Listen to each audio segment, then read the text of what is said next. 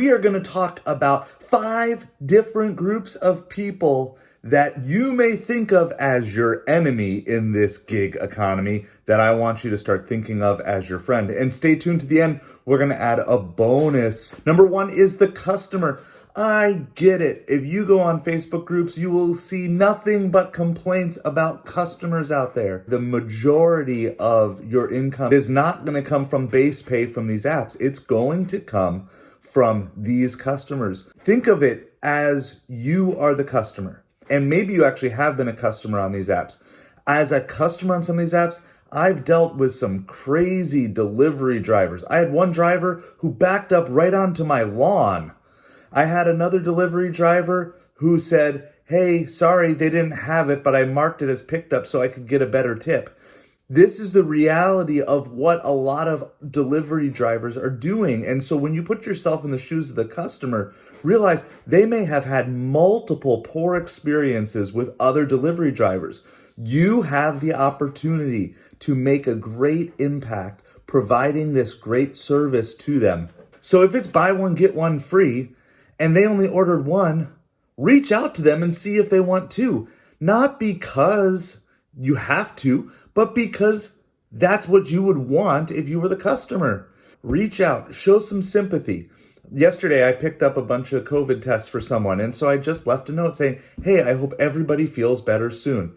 And it was much appreciated. And you know what happened? This lady sent down her husband with an extra $20 cash tip. The moment you take that job, you are there to serve them. Maybe you have to wait a little longer at the restaurant. Instead of getting upset at the customer for being impatient for their food, make them laugh. I've used the Bernie Sanders meme. I used it in my last video, and it actually led to an increased tip. If you're saying this is a premium service, then be a premium servant. The second group that I want you to change from enemy to friend is the restaurant workers, and especially the hosts and the hostesses. I have made good quality contacts everywhere from high-end 5-star restaurants to my local Papa John's. If you're out here a lot, you're actually going to see the same faces over and over again. And if you have a distinctive face like mine, or at least a distinctive beard like mine, people are going to know you and recognize you, and they're going to learn about you. I saw yesterday a crazy thing. There was a demanding driver who came in saying, where's my order? And they said, oh, sorry, we didn't give it out. And they sent him away. And then the next driver came in that got assigned that order. And I said, hey, just so you know, they don't have the order. Well, it turns out they just turned the other guy away because he was being demanding. And the next guy got the order, and he told me it was a $20 order for 3 miles. For you grocery shoppers, here's number 3. It is all of the workers in the stores. Just like we're dealing with restaurant workers when you're doing Uber Eats, DoorDash, Grubhub, if you're doing Instacart or Shipt or any of those types of apps, these cashiers, these store workers can be your friends.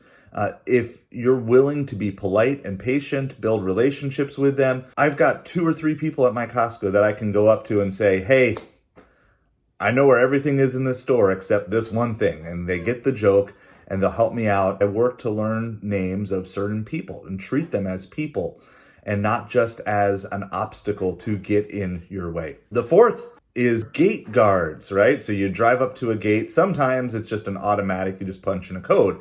But in some of our really high-end communities around here, there are guards. There's people there 24 hours a day. And when I first started, every single one of them was skeptical with me. They'd want to see the app. They'd want to see my driver's license and different things. I will tell you, yesterday I had 2 or 3 gates that I went through that there was absolutely no wait. I just said, hey, I'm here for DoorDash. And they're like, you're good. Because been treated well. You better believe they're photographing and videotaping your car, your interaction, how you drive in the community. If you get into this gated community that's got a 25 mile an hour speed limit and you're buzzing 50 through the streets, I guarantee you they're taking note of that and they're going to give you a harder time. Those 5, 10, 15-second conversations that you have at the gate by treating them as people pay dividends down the road. How nice would it be if they just recognize you, smile when they see you, wave you in, and everything is good to go. The 5th group, and this is one that I just started realizing that was one of my areas of weakness, is valets. Now, again, you may not have valets around you, but I used to be very intimidated. But I found in certain circumstances, by slowly building relationships, being polite, respectful, they will work with you. I'll just say, excuse me, I totally understand if I can't, but I just have a quick pickup at that restaurant over there. Would it be possible is there a place that I could park my car for the next 2 minutes or 3 minutes? And they'll just say, oh, don't worry about that. That's usually what they'll say. And here's a spot that you can go. Or occasionally there's not a spot, and that's fine. But you've shown them that respect. And there have been multiple times now where instead of having to park and walk 2-3 blocks because there's just no parking spots anywhere, I'm able to just park my car, put on my flashers right in a valet zone where nobody else would even dare to do it, just because I'm willing to ask the question. Those are 5 different people or groups of people that you might consider your enemy, that you need to think about how you can turn them into your friends. And I have one more person, and that's you. This is our bonus tip here. You sometimes can be your biggest enemy by the things you tell yourself, by accepting things that you know you shouldn't do, by not making decisions ahead of time. So one of the things that I like to do is I break everything in my delivery gig world into one of 2 categories: gamify or gracify. And what I mean by that is I gamify. I make sure I put in all the proper work ahead of time for everything that I can possibly control. Okay, so that involves things like packing a cooler in my car. That involves things like taking the time to make sure my headlamp has batteries at night, having catering bags, having pizza bags, cleaning them out on a regular basis, making sure that the car is gassed up at the end of the day so you're ready to go for the next day.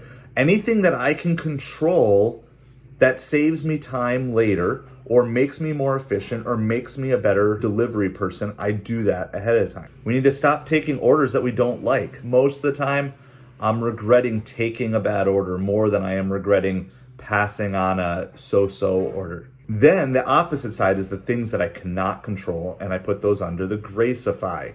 So I have to show grace in these areas. I can't control the attitude of a customer. I can't control if a store is out of stock of product.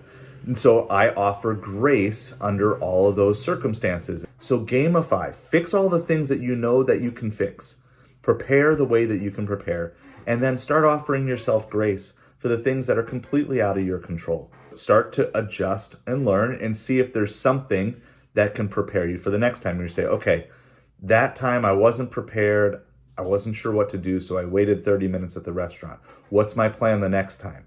And if you do that, you're going to start seeing leaps and bounds in your efficiency. Let me know below, who are enemies that you have turned into friends in your food delivery, your grocery delivery, and your gig app delivery. Please like, comment, subscribe down below. Thank you so much for being so awesome.